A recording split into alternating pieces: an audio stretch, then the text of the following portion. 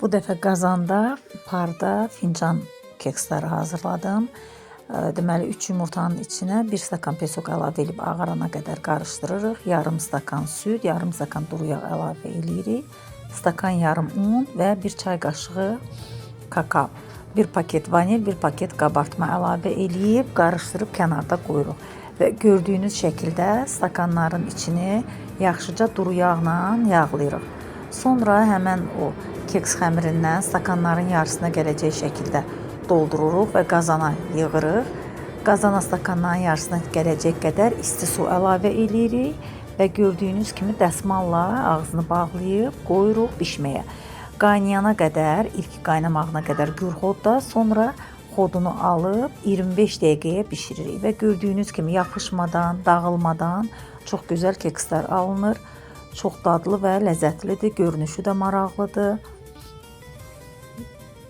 Yumuşaq, çox gözəl bir kekslər alınır. Bu da bizim hazır kekslərimiz. Siz üzərini istədiyiniz kimi bəzəyə bilərsiniz. Mən bu dəfə sadə şəkildə təqdim elədim. İstəsəniz üzərini glazur vura bilərsiniz, kremlər vura bilərsiniz, meyvələrlə bəzəyə bilərsiniz, hətta içlik də qoya bilərsiniz. Yəni zövqünüzə bağlıdır bəzənməyi. Biz sadə istədik bu dəfə, nuş olsun.